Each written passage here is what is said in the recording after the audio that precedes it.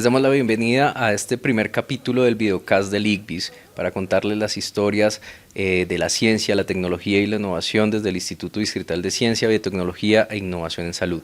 Y en este primer capítulo queremos conocer a fondo la historia del instituto, conocer quién es el gestor, el fundador de este instituto, y por eso el día de hoy tenemos al doctor Bernardo Camacho. Doctor, muy buenos días, muchas gracias por estar en este primer capítulo y contarle a todas las personas que nos ven en nuestras comunidades digitales, en la comunidad del ICBIS, qué es el ICBIS. Doctor, muchas gracias por estar en este primer capítulo. Pues para mí también es un placer. Muchas gracias por la invitación. Me parece que sí es muy importante dar a conocer de dónde surgen instituciones como esta, de dónde surgen proyectos que terminan volviéndose proyectos exitosos, cómo fue esta dinámica, cómo se fue organizando nuestro instituto, qué antecedentes hubo para su creación. En fin, yo creo que son elementos que son fundamentales dar a conocer. A veces las nuevas generaciones, cuando llegan a instituciones como esta, pues dan como por hecho lo que hay, sin preguntarse, oiga, ¿de dónde surgió toda esta estructura? ¿Cómo se concibió? ¿Cómo se fue desarrollando? ¿Cuáles fueron las ideas que motivaron la creación de centros como este? Entonces, me parece que en ese sentido, pues este primer diálogo es interesante. Doctor Camacho, y cuéntenos principalmente quién es usted. ¿Quién es Bernardo Camacho? Bueno, yo soy un médico formado en la Universidad Nacional de Colombia. Me gradué hace ya varios años, en el año 82 fue mi grado de médico. Estudié medicina, como ocurre con muchas personas en las condiciones que yo tuve por esa época, bastante precarias, difíciles, y la única opción que yo tenía para ser médico era haber ingresado a una universidad pública como lo fue la Universidad Nacional de Colombia, de suerte que tuve desde que salí del bachillerato la ilusión y el deseo de ser médico. Me preparé lo suficientemente bien para poder pasar el examen de ingreso a la universidad, y así ocurrió en el año tal vez 75, 76, cuando inicié mis estudios.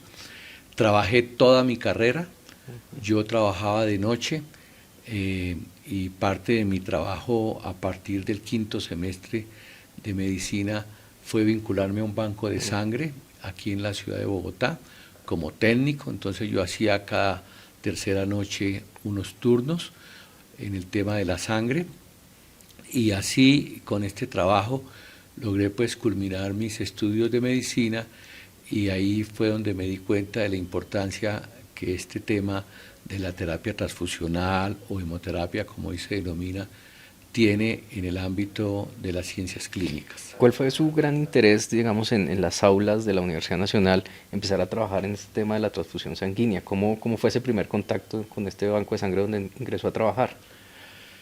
Sí, yo comencé a trabajar en una clínica que era la Clínica Santa Rosa de la Caja Nacional de Previsión. Por algunas circunstancias tuve contacto con una persona que me referenció para entrar a trabajar allí. Necesitaban hacer un reemplazo para un turno de los que los técnicos hacían en la noche. Los técnicos éramos todos estudiantes de medicina o eran estudiantes de una especialidad. Yo era estudiante de pregrado, y entonces comencé a trabajar allí en este banco de sangre, repito, de la Caja Nacional de Previsión, clínica que hoy se transformó en el gran Hospital Universitario Nacional. La Universidad Nacional compró esto, lo reformó, lo actualizó, pero durante muchos años trabajé allí, y luego tuve también la oportunidad, siendo también estudiante, de trabajar en el banco de sangre de la clínica de Marlí. En esa época era un banco importante, relevante para la ciudad, no había muchos bancos de sangre, y entonces allí en esta práctica fui entendiendo la importancia de clínica de la transfusión. Es decir, cuando a un paciente llegaban las órdenes al banco y le ordenaban una transfusión, pues yo tenía que ir a tomar las muestras del paciente, hacer las pruebas, seleccionar el componente sanguíneo, transfundir el paciente. Y yo, digamos, me motivé mucho por saber cuál era el impacto de estas transfusiones en cada uno de los pacientes que me tocaba transfundir. En las noches o en el fin de semana hacía turnos largos de 24 horas, y entonces cuál era la indicación, si esta transfusión mejoraba al paciente o no, y me fui metiendo en este mundo hasta encontrar la importancia de su implicación clínica. La transfusión sanguínea es esencialmente clínica, tiene una importancia clínica diferente al laboratorio, pues que tiene una importancia desde el punto del diagnóstico. Los servicios de transfusión y los bancos de sangre tienen una importancia desde el punto de vista terapéutico. Y también como mencionar, doctor, y para darle un poco también de entusiasmo a las nuevas generaciones, que usted fue un proactivo en este ámbito, porque de todas maneras no había investigación en el tema, usted empezó a trabajar con los pacientes, fue también un tema de proactividad, de inquietarse por lo que estaba sucediendo. Sí, digamos, al principio de mi trabajo había interés desde el punto de vista de los resultados clínicos y terapéuticos. No tuve interés inicialmente de la investigación. Eso surgió mucho después. Lo que ocurrió, yo terminé y tuve la oportunidad de hacer entonces mi año rural en el año 1982. 1983 lo inicié en el Hospital Simón Bolívar, que era uno de los hospitales importantes de la red distrital aquí en Bogotá, y entonces ese hospital estaba iniciando y yo, haciendo mi año rural, le pedí al director de la época, lo recuerdo muy bien, el doctor Rafael Sánchez Arteaga, un cirujano muy prominente de la época, le pedí que me permitiera crear el banco de sangre. Okay. Había laboratorio clínico, pero no había el banco de sangre o el servicio de transfusión. Si no había un servicio de transfusión que garantizara hacer transfusiones para la atención especialmente del servicio de maternidad que se quería iniciar, era imposible abrir esos servicios, lo mismo que urgencias y otros servicios. Así de que yo tuve la idea muy sencilla, que me dieran un lugar, conseguí, debo decirlo, una nevera de uso corriente, doméstica, un banco de sangre en el que trabajaba exactamente el banco de sangre de la clínica de Marley. Le pedí a su director que me facilitara unas unidades y así inauguré en el año 1983, es decir, estamos hablando ya casi de 40 años, ese banco de sangre. Y ahí comenzó todo mi idea de organizar un excelente servicio de transfusión al servicio pues de esta institución. Hoy, ya lo veremos, hoy eso se ha cambiado porque hoy después construimos este hemocentro y luego el instituto para suplir todas estas necesidades. Y un poco haciendo como la línea de tiempo, usted nos cuenta que en el 83 abre este banco de sangre, pero ¿qué pasa en el año 85? ¿Cómo usted llega a Francia? Sí, yo comencé entonces a trabajar en los servicios de sangre, en el servicio de sangre de este hospital, y empecé pues a vincularme con los bancos de sangre que en ese momento tenían protagonismo, por supuesto la Cruz Roja Colombiana, y en el año 1984 se desarrolló en la ciudad de Cartagena, como en noviembre del año 84, un evento muy importante que se llamó Primer Simposio Franco-Colombiano del Uso de la Sangre y sus Derivados, organizado por importantes instituciones, entre otras la Cruz Roja Alemana, la Cruz Roja Colombiana, la ONUDI, Organización de las Naciones Unidas para el Desarrollo Industrial, y también con la Fundación o el Instituto Bioberrier, que tenía interés en algunos aspectos de la sangre. Entonces, y también vinieron unos profesores del Centro Nacional de la Transfusión Sanguínea de París, especialmente una figura muy prominente, el profesor Charles Salmón, vino a dictar unas conferencias y vinieron de todos los países de América Latina. Fue un evento realmente magnífico en noviembre del 84. En esa época ya había comenzado la crisis de la contaminación del VIH y además de los mecanismos de transmisión, especialmente hombre a hombre. El segundo mecanismo más relevante de transmisión del VIH lo constituía la transfusión sanguínea y muchos a través también de hemoderivados, como sucedió en muchos países. Entonces, estando en ese congreso, tuve la iniciativa de hablar con el profesor Salmón, quien identifiqué que era el director del Instituto académico del Centro Nacional de la Transfusión Sanguínea, y le manifesté a través, por supuesto, en ese momento de una traductora, yo no hablaba en ese momento el francés, y le dije que yo tenía interés de ir a su instituto, que si me daba una oportunidad. Yo le escribí en el año 85, como en febrero, y como ocurre con estas instituciones y estos profesores, a las 6 semanas recibí una carta de correo de vuelta en el que me anunciaban que era aceptado como estudiante del Centro Nacional de la Transfusión Sanguínea, de su instituto académico, para que en el año 85, en septiembre o en octubre, comenzara lo que se denomina el diplomado de transfusión sanguínea y banco de sangre. Entonces, por supuesto, lo único que tenía era el acceso a la universidad. Eso es la Universidad de París 6, Pierre y Marie Curie, y el Hospital Saint-Antoine de París. Y entonces yo inicié los trámites y hice dos cosas que me parecieron pues que tenía que hacer. Una, conseguir una comisión de estudios. Yo ya trabajaba, después de que terminé el año rural, me vincularon como jefe del Banco de Sangre del Hospital Simón Bolívar. Entonces yo tramité ante el secretario de Salud de la época y otras directivas, tramité con los miembros de la Junta Directiva de lo que en ese momento se llamaba la Secretaría de Salud Pública de Bogotá, que me dieran una comisión de estudio, que logré me la aprobaran a partir del año 85, para ir a hacer 85-86 para hacer estos estudios.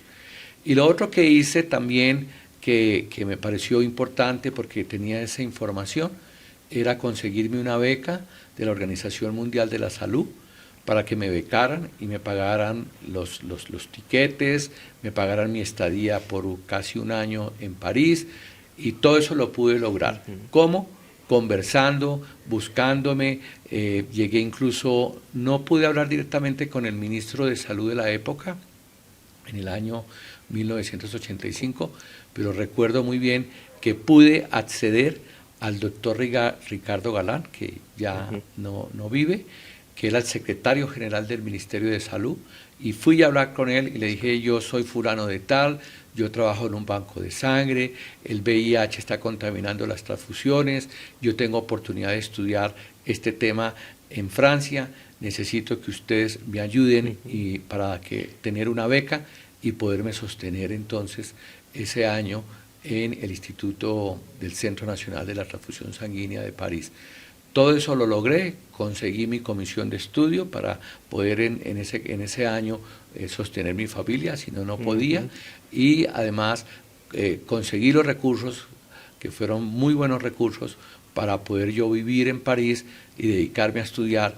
Y esa ida a París me abrió la frontera, me abrió el conocimiento, me abrió la visión de la transfusión sanguínea, y ahí surgió entonces mi idea de crear el Hemocentro Distrital. En esa época yo no tenía el nombre, porque el Hemocentro Distrital es un nombre que se toma de unas organizaciones que fueron creadas para la época y posteriormente Brasil, pero un centro de transfusión sanguínea de referencia para la ciudad.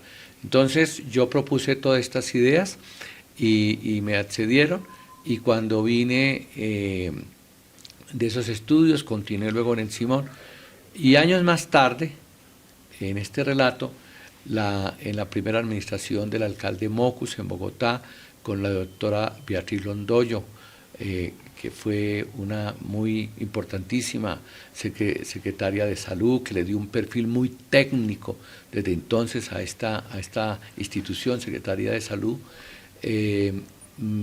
Presenté la idea porque en ese momento surgía la necesidad de hacerle una sede a la Secretaría de Salud. La sede que funcionaba en la calle 53 con Caracas era ya insuficiente, la Secretaría estaba distribuida en muchos edificios, y se hizo entonces este gran bloque que era aquí donde funcionaba incluso la EDIS, los escobitas, y aquí se montó este gran edificio de cerca de 35.000 metros cuadrados, ¿no? Pero doctor, Sí. contémosle un poco también a los espectadores que nos están viendo en este momento, que usted también en ese momento en Francia, cuando nace esta idea, nace este sueño, empieza a ver que también se puede trabajar con el banco de sangre cordón umbilical, el banco de tejidos, y para eso usted también enviaba las cartas a sus familiares escribiendo ese gran sueño, ¿no? Que usted quería y que concebía este centro donde podría tener tejidos, cordón, el mismo hemocentro. ¿Es así?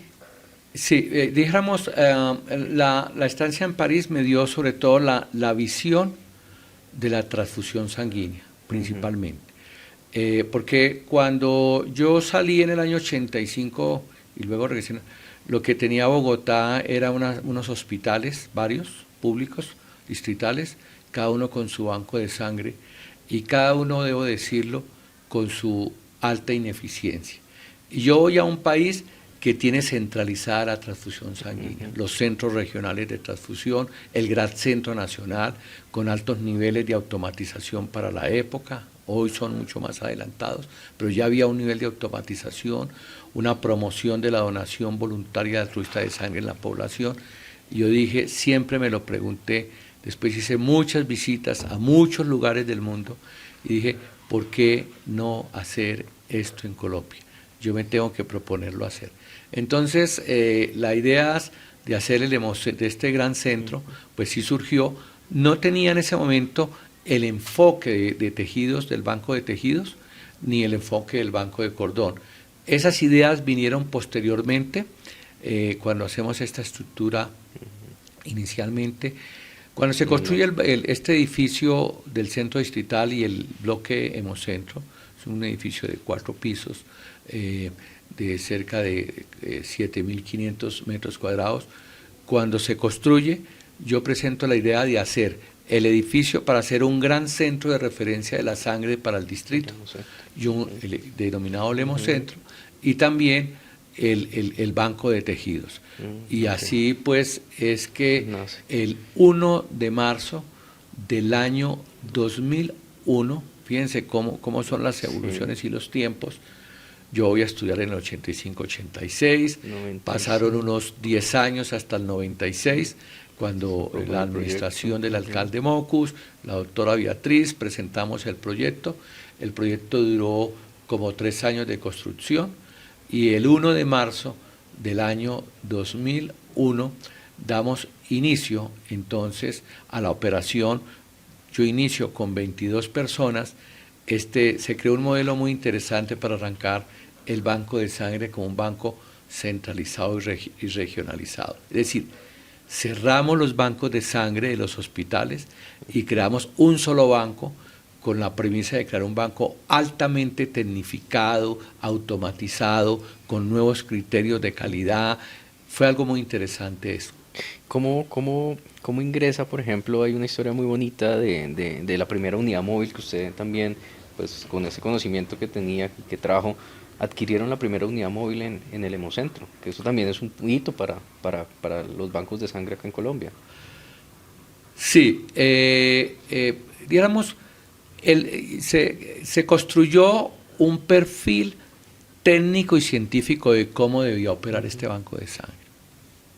Cuántas unidades deseábamos colectar de sangre, y también tomando, porque después de la ida en el año 85-86 a Francia. Yo tuve oportunidad de visitar otros bancos de sangre importantes en el Brasil, luego en los Estados Unidos, y entonces planteé la idea de que debíamos tener una muy buena logística para la colecta de sangre.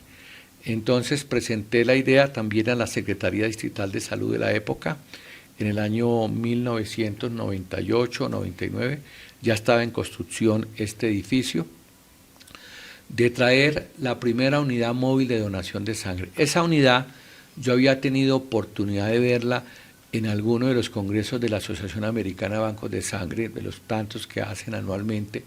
En algún congreso fui y en la exhibición comercial vi un bus enorme, bellísimo, con camillas para donación, con todo, y entonces yo dije, pero ¿por qué no podemos tener un bus de estos en nuestra ciudad?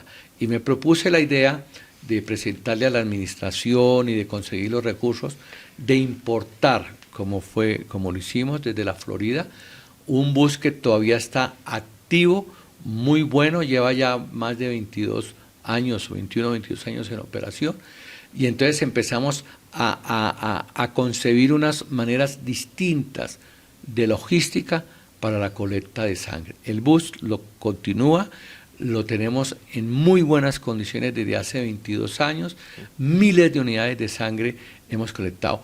Quizás anecdóticamente deba decir que en el año 2001, no habíamos iniciado todavía aquí, el bus lo empezamos a prestar a algunos de los bancos de sangre que todavía funcionaban. Solamente el 1 de marzo del 2001 se cierran los bancos de sangre distritales, se transforman en servicios de transfusión, pero entonces yo hacía colectas para ir con un equipo de trabajadoras sociales haciendo la práctica de los ensayos de la colecta de sangre.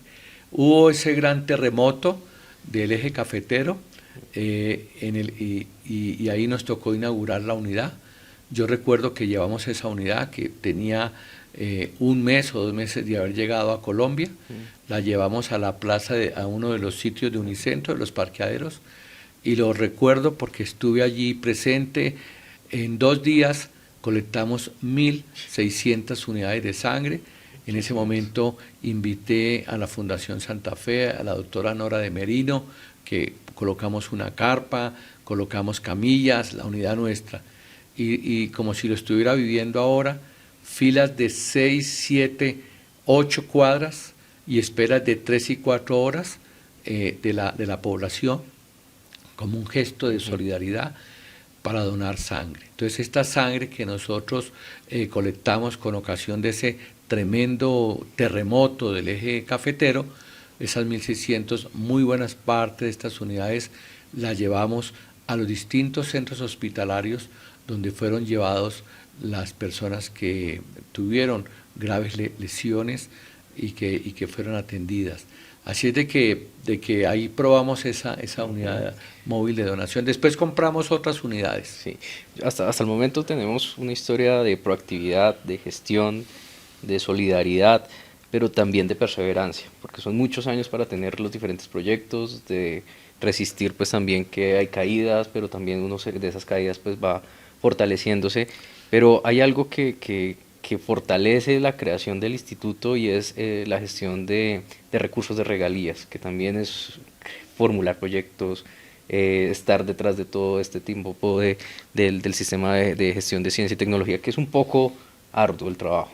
¿Cómo se crea ese primer proyecto para poder empezar a consolidar este instituto? Sí, pero antes entonces quisiera, para no perder el hilo de todo lo que hemos hecho, entonces después de que se consolidó desde el 1 de marzo del 2001 el banco de sangre de los primeros casi 10 años, yo formulo, porque teníamos los espacios, la creación del primer banco público multitejidos, como hoy funciona. Entonces empezamos a colectar piel. Invito a la doctora Linda Guerrero, que nos sigue acompañando desde entonces, una cirujana plástica que había inaugurado y puesto en operación el primer banco de piel de Colombia, y por algunas circunstancias pues no prosperó, no funcionó. más, yo la invito a que me acompañe y entonces con ella y con un oftalmólogo también experto en el tema de la toma de tejido ocular, iniciamos en el año 2010 el banco de tejidos hasta la fecha. Es decir, a la fecha de hoy, el banco de sangre lleva 21 años de operación y el banco de tejidos lleva 11 años de operación, 12 años de operación. Bueno, como yo tengo la oportunidad de seguir visitando por congresos y por distintas circunstancias de invitaciones, otros centros, especialmente en Europa y en España, en Inglaterra, vi algo que me pareció muy importante y necesario, que fue el banco de sangre público de cordón umbilical, como una opción para trasplantar niños con enfermedades hematológicas graves y otras no tanto, de la sangre, y entonces yo planteo la necesidad entonces de presentar un proyecto con un grupo internamente, inicialmente a algo que aquí en el distrito se denomina el CODICITI, el Fondo Distrital de Ciencia y Tecnología, el Comité Distrital de Ciencia, Tecnología e Innovación. Y después este fondo creo que se transforma para darle apoyo al Sistema General de Regalías. El Sistema General de Regalías, como todos ustedes saben, fue creado con las regalías que pagan las empresas multinacionales, especialmente extractivistas, y con estos recursos el 10% se destinan al Fondo de Ciencia, Tecnología e Innovación. Entonces, en el año 2011 presento un proyecto que se denominó Creación del primer banco público de sangre de cordón umbilical y de una unidad de terapia celular. En el Hemocentro Distrital, así se denominaba, nos denominábamos así, de la Secretaría Distrital de Salud. Este es el primer proyecto que se presenta al OCAT, al órgano colectivo de administración y decisión, que es único para ciencia y tecnología, y es el primer proyecto que se presenta, y es así como en el 2011, yo lo escribo desde el 2010, inicialmente fue un proyecto más pequeño de lo que después lo resultó, y es así como este primer proyecto fue fundamental para lo que hoy es el instituto, porque fue un proyecto por 35.000 millones de pesos, cerca de 35.000 millones de pesos, de los cuales el sistema de regalía nos aportó 16.000 millones de pesos y la contrapartida de la administración distrital fueron 19.000. Pero este proyecto fue fundamental, porque con este proyecto, con esos recursos, montamos el Banco de Sangre Público de Cordón, que hoy es un banco muy exitoso, debo decirlo, reconocerlo. Justamente en el día de ayer, previo a esta entrevista, enviamos la unidad número 70 niños que anteriormente había que buscar las unidades en el exterior y ver si eran compatibles a muy altos costos. Toda esa tecnología la colocamos acá, montamos los laboratorios para terapia celular, e incluso algo muy importante, que es la sala blanca, yo creo que la mejor sala blanca, no de Colombia, de América Latina, para investigación en terapias celulares.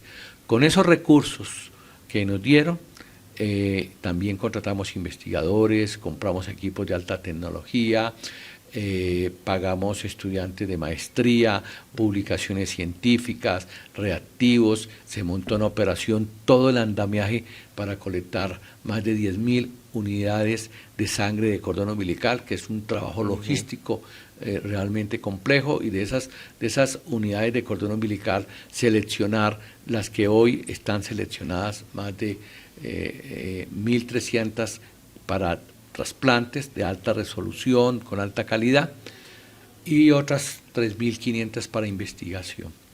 Entonces, yo creo que fue fundamental haber presentado este proyecto. ¿Dónde está el mérito de todo esto? está en tener la disciplina de escribir los proyectos, rodearse bien, sustentarlos bien, presentar los proyectos. No es fácil presentar un proyecto de regalías. Claro, nos devolvían porque encontraban que había cosas que no estaban bien o había alguna inconsistencia y nosotros pacientemente lo revisábamos hasta que al fin, en el primer OCAD del 2012, nos fue confirmado estos recursos que nos vienen llegando en el 2014, donde arrancamos la operación y ese proyecto ya lo culminamos de manera, yo diría, muy exitosa. ¿Qué queda del proyecto? Una estructura y unas capacidades de investigación del más alto nivel en lo que hoy se denomina ya no solo terapia celular, sino terapias avanzadas, es decir, terapia celular, terapia génica, ingeniería de tejidos, muy robusto, con nuestra sala blanca que ya está en operación, produciendo líneas celulares para la investigación clínica y para seguir también haciendo los trasplantes de sangre de cordón umbilical, procesando estas unidades de sangre y consolidando un equipo de investigadores muy robusto, con el que después escribimos otros proyectos que también presentamos al sistema de regalías y que nos dieron recursos también muy importantes para ir consolidando este proyecto. De este proyecto del Banco Público de Cordón Umbilical también hay un gran diferencial que usted siempre hace énfasis, es la diferencia con otros bancos a nivel Latinoamérica, porque este banco ya distribuye, tenemos unas grandes unidades de células almacenadas. ¿Eso es el gran diferencial de nuestro banco o cuál es ese plus que tiene este banco? Sí, la idea de crear bancos públicos de sangre, o bancos de cordón umbilical, sangre y cordón umbilical, surgió hace unos 25 años, quizás ya 30 años. Y se crearon dos modalidades de banco. Unos denominados bancos públicos, que tienen como propósito colectar sangre de maternas del cordón umbilical de la población. Esta donación es voluntaria y esto tiene unos altísimos estándares para procesar y criopreservar estas células que están destinados a cualquier paciente que lo requiera. Es decir, la donación de sangre en un banco público en cualquier parte del mundo y en el nuestro, por supuesto, que lo es voluntaria, altruista, bajo unos criterios de selección. Y los exámenes que se le practican a esta unidad son exámenes también de muy altos estándares de calidad, alta resolución en el sistema HLA para garantizar aspectos importantes después de compatibilidad entre la unidad y el paciente, una celularidad alta y otra serie de exámenes que nosotros realizamos. El problema que hay es que también surgieron bancos privados, en el cual es una figura distinta, en el cual ese banco lo que hace es hacer un contrato con una materna y decirle, cuando nazca su niño, nosotros tomamos la sangre del cordón, la procesamos y la guardamos.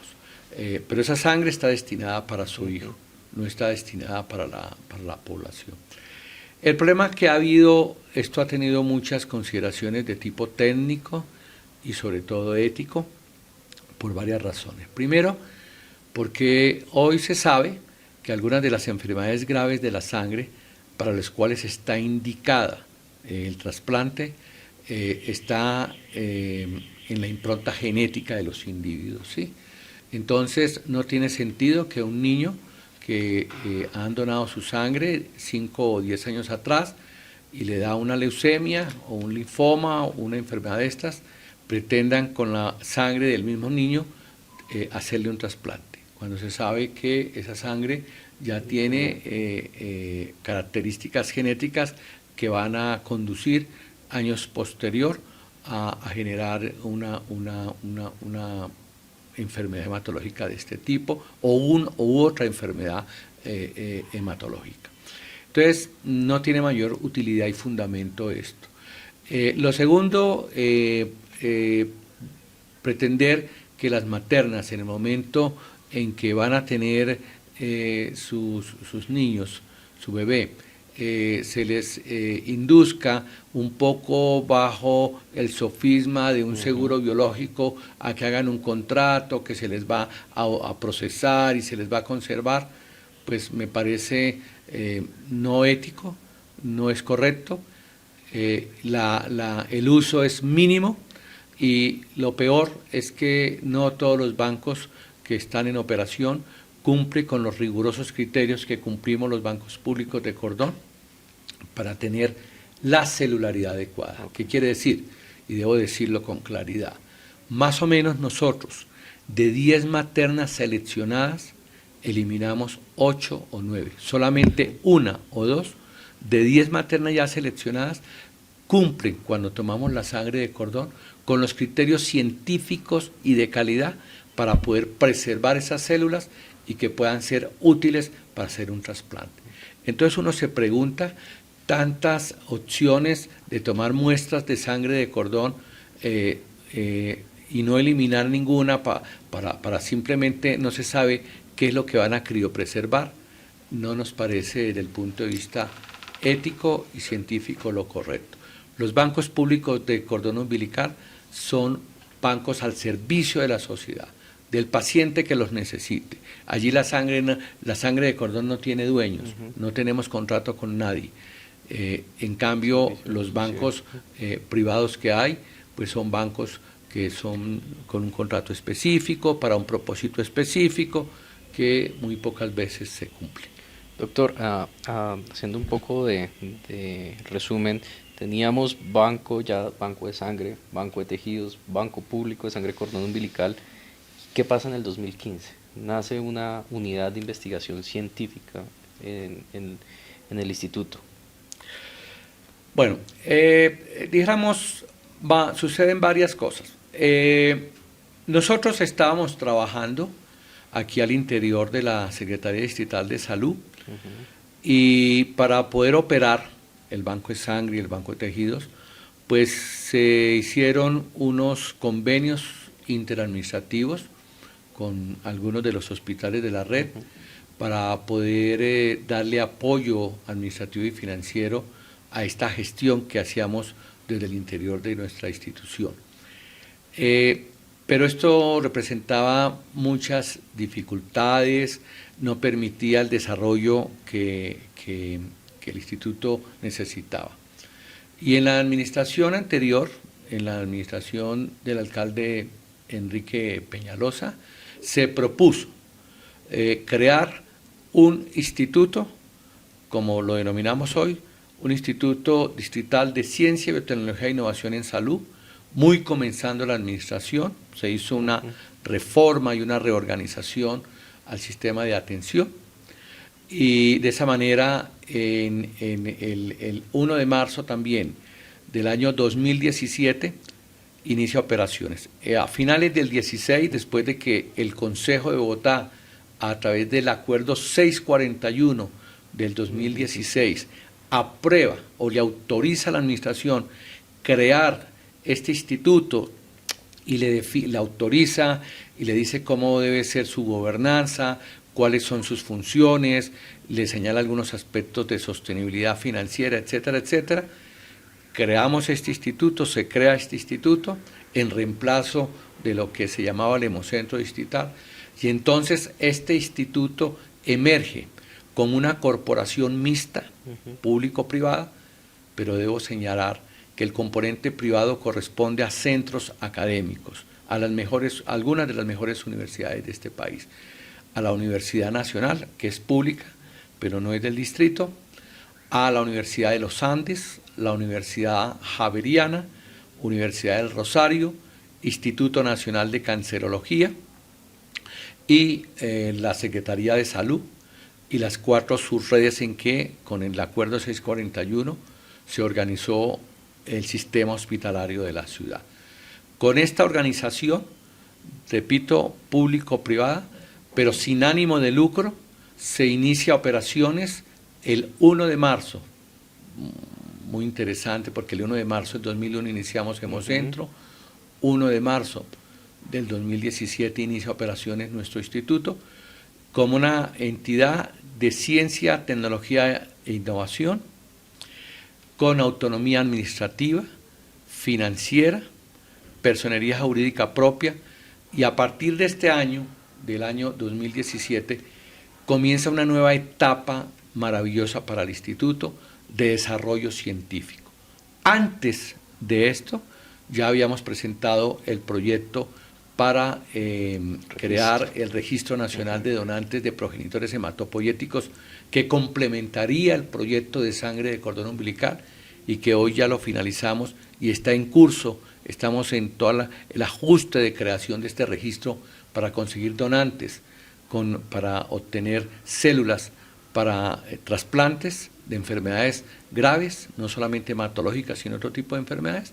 Y luego creamos un tercer proyecto, que es la implementación de buenas prácticas clínicas para manufacturación de productos celulares. Entonces, son 3 proyectos con recursos del sistema de regalías, debo mencionarlo, casi una cuantía cercana a los 54.000 millones de pesos entre recursos de partida y contrapartida, que han fortalecido científicamente este instituto, pero que hoy sus resultados son muy evidentes y muy importantes. Después de los primeros 3 años, del 17 al 21, obtenemos por MinCiencias, ya creado este ministerio, el reconocimiento por el primer año, en el año 21, comenzando el 22, del centro reconocido como centro de investigación, por supuesto en investigación biomédica. Y esto para explicarle pues toda la comunidad cuál es la importancia de un centro de investigación. Bueno, y luego ahora tenemos el reconocimiento por la resolución 1763 para los próximos 5 años. Bueno, en Colombia se ha establecido, así son las normas del Sistema Nacional de Ciencia, Tecnología e Innovación de nuestro país, categorizar los centros de investigación, los centros de desarrollo tecnológico y otras categorías importantes en el ecosistema de ciencia, y tiene muchas ventajas tener un centro reconocido. Debo decirlo que no son muchos los centros reconocidos en Colombia. Okay. Nosotros somos el centro 45, 46 de los últimos reconocidos, pero tiene muchas ventajas porque da beneficios, por ejemplo, tributarios para efectos de compra de equipamiento, incluso para que los investigadores tengan acceso a evitar la retención en la fuente, para compra de insumos y reactivos, todos vinculados a proyectos concretos de investigación. Es decir, hay estímulos tributarios importantes para la gestión que hace un centro como el nuestro, para la presentación de algunas convocatorias, en fin, yo creo que tiene importancia. Es muy exigente lograr ser reconocidos como centro de investigación en los distintos parámetros que están establecidos en la norma, desde el punto de vista de la gobernanza, del talento humano, o sea, cuántos científicos, cuántas publicaciones, de las finanzas, cómo se maneja un centro de investigación. Pero yo diría que hoy hemos consolidado un robusto centro de investigación biomédica en este instituto, con énfasis en las terapias avanzadas, lo vuelvo a mencionar, la terapia celular, la terapia génica, la ingeniería de tejidos. Estas investigaciones hoy nos permiten crear líneas de investigación que nos va a permitir en muy poco tiempo incursionar en ensayos clínicos para tratamiento del cáncer, de enfermedades autoinmunes, enfermedades neurodegenerativas, etcétera, etcétera, y crear nuevos dispositivos desde la ingeniería de tejidos al servicio de algunas condiciones y enfermedades que hoy requieren nuevas alternativas terapéuticas. Precisamente, doctor, usted habla de estas líneas de investigación y expliquémosle un poco a las personas que nos están viendo en este momento qué hace el ICVIS, cuáles son esas líneas, cuáles son los servicios que maneja, como para ubicarlos estratégicamente a todas las personas que nos ven, cuáles son esas líneas que trabaja el instituto. El instituto ha creado 6 o 7 importantes líneas de investigación. Las primeras líneas están dedicadas a las terapias avanzadas. Tenemos una línea dedicada a terapia celular, terapia génica, otra línea a la ingeniería de tejidos, otra línea biofarmacéutica para crear nuevos dispositivos, una línea dedicada a la inmunohematología molecular y la medicina transfusional, que también es muy importante. Estamos haciendo hallazgos interesantes que van a beneficiar, por ejemplo, las transfusiones en los pacientes.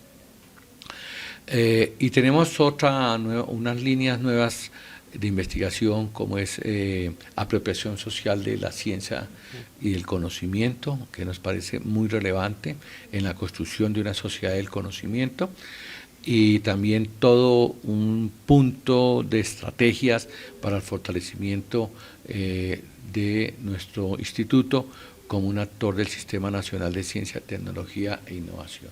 Hoy tenemos en este instituto, para redondear un poco, cerca de 235 personas vinculadas, de las cuales cerca de 60 investigadores, varios doctorados, postdoctorados, magíster, estudiantes de doctorado, estudiantes de maestrías y otros niveles profesionales.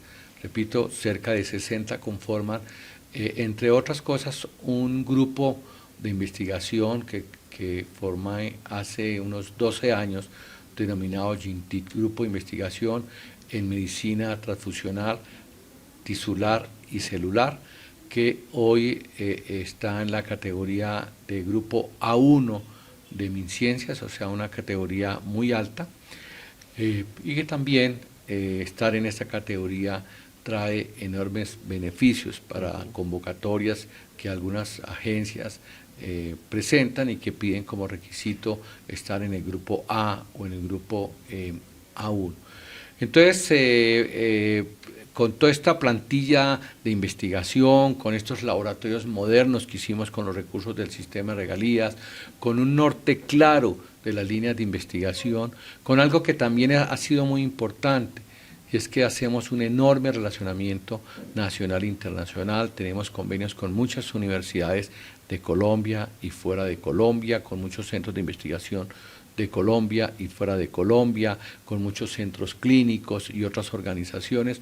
Con toda esta red que hemos creado, pues nosotros diríamos que estamos cumpliendo una función importante desde el punto de vista de lo que es el papel de la ciencia, la tecnología e innovación en una sociedad que pretende transformarse y desarrollarse como es la nuestra. Y estamos allí en un tema, yo diría, que está en las fronteras del conocimiento, buscando nuevas alternativas, nuevas terapias, nuevas posibilidades, generando nuevo conocimiento, nuevas ideas, y esto lo estamos haciendo de la mano de relativamente jóvenes investigadores que hemos venido vinculando a nuestro instituto y que seguimos presentando nuevos proyectos, consiguiendo nuevos recursos para gestionar todo esto.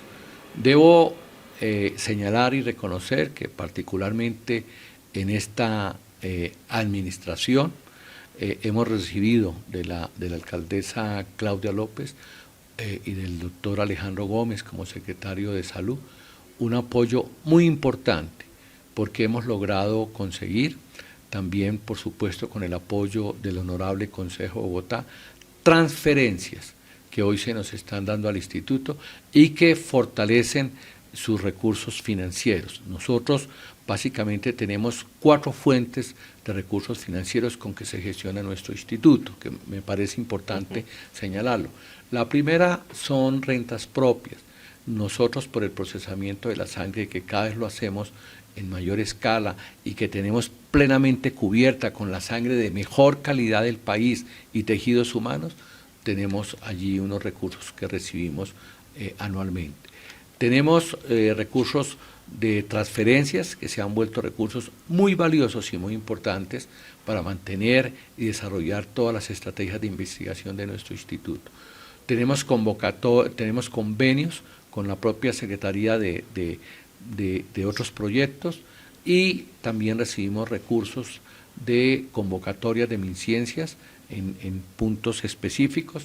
Esos apoyos han sido o siguen siendo muy relevantes. Entonces, dijéramos, desde el punto de vista financiero, cada vez robustecemos la perspectiva financiera. Un centro de investigación, si no tiene robustez financiera, pues compromete todo su desarrollo y su futuro de investigación. Y yo creo que lo hemos ido logrando.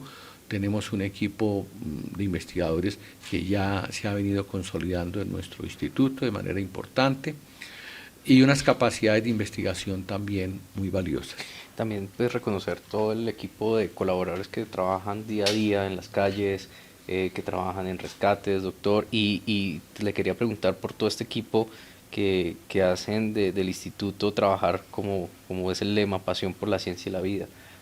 Quisiera que usted también pues, nos dijera por qué cada una de las personas que trabajan en este instituto trabajan con esa pasión por la ciencia y la vida. Digamos, hemos considerado que un instituto, yo creo que cualquier organización, pero en particular un instituto como el nuestro, dedicado a la investigación, tiene que tener un clima organizacional excelente.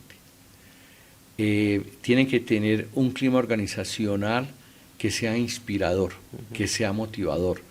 Un clima organizacional que motive, que inspire los emprendimientos, la innovación, la investigación. Y eso es lo que hemos hecho en este instituto.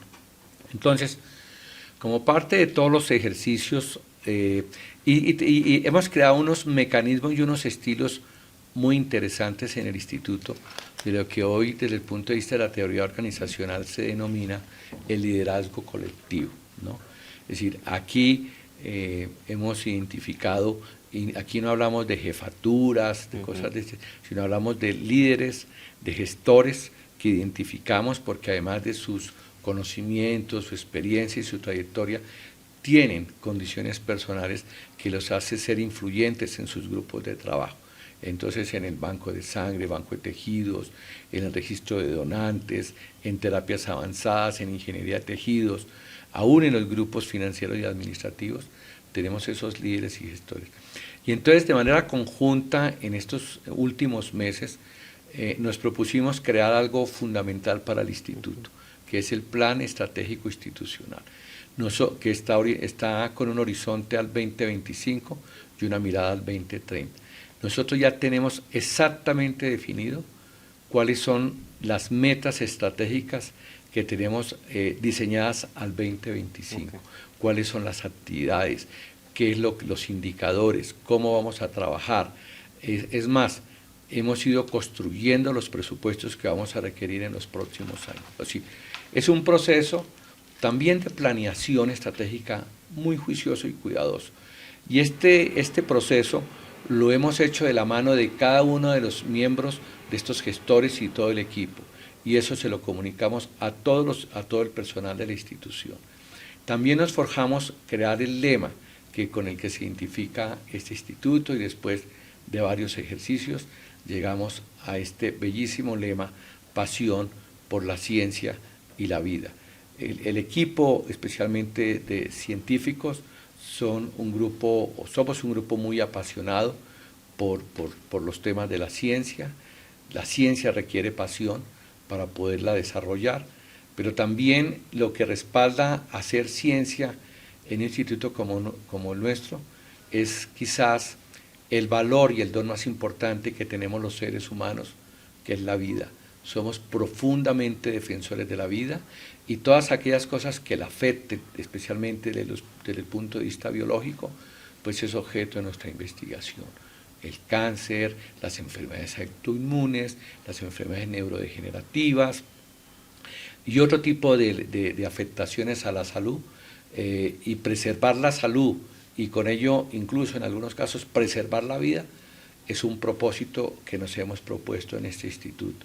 Y toda la manera como se crean las dinámicas de relacionamiento interno, somos una institución muy plana, no hay muchos sistemas de jerarquías, trabajamos mucho con lo que denominamos el liderazgo colectivo, hacemos muchos comités para resolver los temas, etcétera. Tenemos unas formas muy resolutivas y muy participativas de solucionar los problemas y siempre favorecemos el bienestar del equipo humano que trabaja en nuestra institución. Todo eso unido a los enormes logros. Hoy, por ejemplo, cerca de 42 publicaciones científicas, todas en revistas indexadas internacionales, algunas de muy alto impacto en estos últimos 5 años, cerca de 10 artículos sometidos ahorita, están sometidos para su publicación, muchos premios que hemos ganado a nivel internacional por las acciones que realiza nuestro instituto, ser considerados el mejor banco de sangre tecnológicamente y científicamente del país y el mejor banco de tejidos, todo eso pues crea en quienes están vinculados a nuestra organización, a nuestro instituto de investigación, una motivación. Hay sentido de orgullo de ser parte del instituto, hay sentido de orgullo de todos los resultados que arrojan nuestras investigaciones, que los damos, por supuesto, a conocer a la sociedad.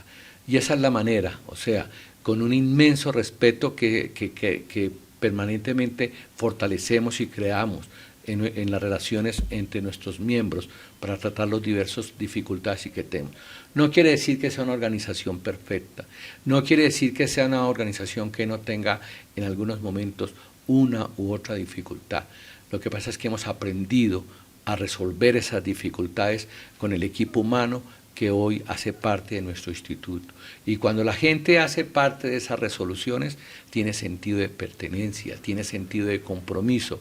Y cuando ve que los resultados de otra parte que arroja el instituto tienen hoy la excelencia que hoy tenemos, ganamos las convocatorias que hoy ganamos, etcétera, etcétera, pues eso hace un compromiso enorme, genera pasión, genera motivación, genera inspiración, genera ganas de estar vinculado a nuestra institución y producir los mejores resultados para la sociedad y en beneficio de los pacientes. Hemos avanzado mucho en estos últimos años, la ciencia ha avanzado también mucho, pero usted aquí en su consciente, ¿cómo ve el ICVIS? ¿Qué le espera al instituto? ¿Qué vamos? ¿Para dónde vamos? No, el ICVIS es una institución que va a jugar un papel muy relevante en Colombia, no tengo la menor duda, no lo he mencionado en esta intervención, pero hoy tenemos en curso 9 patentes y vendrán muchas más. Esas patentes, además de traer beneficios en algunas de sus propuestas, va a pacientes, va a traer también sin duda beneficios económicos. Yo le espero al instituto una enorme consolidación institucional como centro de investigación.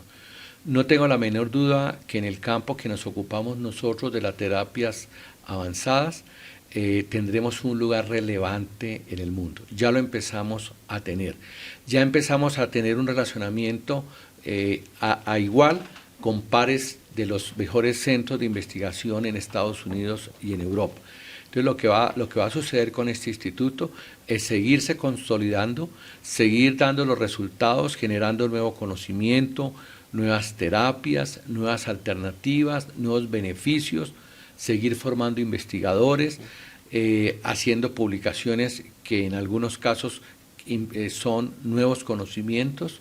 Y esto que hace este instituto, además de tener un beneficio y un impacto directo, porque lo debo decir, todo lo que hoy realiza nuestro instituto en sus áreas de su competencia, en el banco de sangre, en el banco de tejidos, en el banco de sangre de cordón umbilical, en el registro de donantes que estamos construyendo, en terapias avanzadas, en ingeniería de tejidos, todo, absolutamente todo, tiene impacto en la población. Son miles de unidades de componentes sanguíneos que distribuimos, cientos de tejidos que distribuimos a la población, células para trasplantes y los nuevos desarrollos científicos que sin duda los trasladaremos para beneficiar no solamente a nuestra población, sino dar nuevos aportes y conocimientos a la ciencia como un concepto universal y global. Eso es lo que le espera al instituto, más excelencia, más calidad. Aquí los criterios de excelencia, calidad, propósito social y éticos son criterios fundamentales que marcan los principios y valores que rigen y la eficiente gestión que rigen nuestra institución y que le hacen hoy, a pesar de su corto tiempo, como instituto, empezar a tener un enorme reconocimiento en nuestro medio científico e incluso internacionalmente. Doctor, muchas gracias y estamos cerrando siempre estos videocasts, vamos a hacerlo como costumbre con una pregunta tal vez para ver las perspectivas de cada uno de los invitados y es, ¿para usted qué es la ciencia?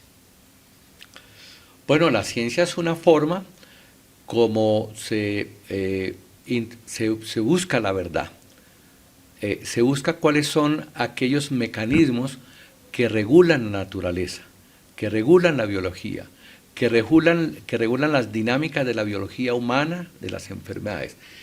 Esa ciencia que tiene unas metodologías para llegar y buscar esa verdad objetiva, pues es lo que desarrollamos en un instituto como el nuestro. La ciencia es un producto de la cultura, es un producto del hombre.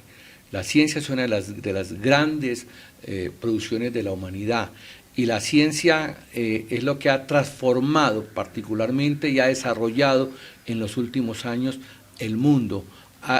El mundo es hoy lo que es por la ciencia. Toda la ciencia que también con todo ese conocimiento que se descubre genera nuevas tecnologías o nuevas biotecnologías y se generan innovaciones que hoy tienen revolucionado al mundo y vendrán nuevas cosas. Seguramente los avances, por ejemplo, en el campo de la ciencia para el tratamiento del cáncer dará resultados extraordinarios que ya los empieza a dar en muy poco tiempo y en nuevas líneas de investigación y nuevos productos. Entonces la ciencia es una manera como el hombre desentraña los secretos de la naturaleza, de la biología, del ser humano, ¿no? Con el objetivo de encontrar respuestas y explicaciones de por qué se producen fenómenos en la naturaleza humana, en el hombre, ¿no? Y de esta manera sacar provecho y beneficio. A veces no ocurre siempre de esta manera, pero en general la ciencia tiene un principio de beneficio, de ayudar con sus descubrimientos, con su nuevo conocimiento. La ciencia es la manera como hacemos nuevos conocimientos, nuevos descubrimientos, que son necesarios, siempre serán necesarios. Uno creería que ya todo está conocido. Pienso que hay muchísimo por conocer. Todavía desde el punto de vista, por ejemplo, del diagnóstico de las enfermedades y de conocer la dinámica de las enfermedades, hay muchísimo por investigar en las enfermedades mentales, en el cáncer mismo, en la enfermedad autoinmune, en las enfermedades neurodegenerativas.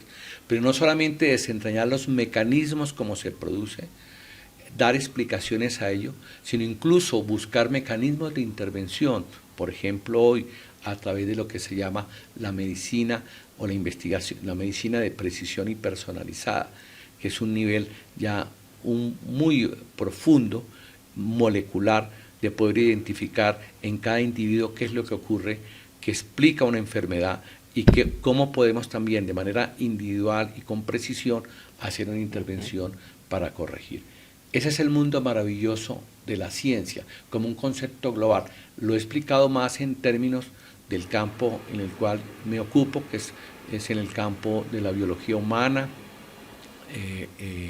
pero por supuesto que la ciencia se aplica a otros campos, la flora, la fauna, todos los aspectos cósmicos son demasiado importantes, toda la astrofísica es un campo de la ciencia maravilloso, no solamente todo el campo macro, sino el campo micro. Nos ocupamos en este caso, desde el punto de vista de la biología humana, ha habido unos desarrollos impresionantes a partir de descifrar el genoma humano, que ha conducido a lo que hoy se denomina esa medicina de precisión y personalizada, esa medicina molecular, pero también sin duda la interacción macro es un elemento que también desentraña un poco cuál es el origen de la vida, si hay vida en otros planetas, y también un poco la pregunta, ¿cuál será el destino de la humanidad? En 50 o 100 años, ¿qué estará pasando con la humanidad? Claro, fenómenos gravísimos que ya se advierten, como el cambio climático y los riesgos de que este planeta pueda no ser viable si los humanos seguimos destruyéndolo. De eso se ocupa también la ciencia, de hacer alertas a estos cambios gravísimos que hoy están ocurriendo, por ejemplo, que lo estamos produciendo los humanos, dañando la naturaleza con el uso de los derivados fósiles y muchas otras formas que están afectando. De suerte que la ciencia tiene un papel fundamental. Yo diría que el futuro de la humanidad está asociado a los desarrollos y avances que la ciencia produzca. Siempre va a ser así, sin duda. Un buen ejemplo lo acabamos de padecer la humanidad con el coronavirus, un virus que emerge y que en muy pocas semanas, meses, prácticamente se ha expandido por el mundo. Y mire cómo la tecnología científica y la ciencia crea, a través de investigaciones que venían ya previamente, unos modelos de vacuna, algunos muy novedosos, como las vacunas basadas en RNA mensajero, y se crea por la tecnología miles de millones de dosis. Lamentablemente no todas las poblaciones en el mundo están vacunadas, pero en aquellos lugares, como el caso de nuestro país, que ha sido ampliamente vacunado, se pudo controlar. Hace 100 años hubo una epidemia muy grave de la influenza H1N1, que se estima que hubo más de 70 millones de muertos. Hace 100 años no teníamos la tecnología que hoy se ha desarrollado científicamente, tecnológicamente. Y eso es lo que hace la ciencia, cada vez darle a la humanidad mejores posibilidades para sobrevivir. Tenemos que encontrar a través del conocimiento científico, de lo que está ocurriendo en los mares, etcétera, etcétera, las formas de poder hacer que la humanidad sea viable y no seguir destruyendo nuestra naturaleza. Todo eso no se logra sino a través de la ciencia. Okay, doctor, muchas gracias por haber compartido en este poco tiempo tanta historia, que deberíamos de seguir rescatando la historia para que cada uno de nuestros espectadores pues conozca realmente todo lo que, el esfuerzo, la dedicación, la perseverancia para tener lo que hoy es el ICBIS. Muchas gracias, doctor. Con todo gusto.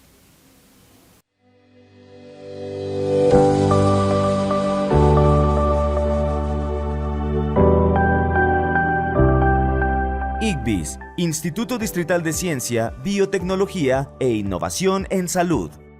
Pasión por la ciencia y la vida.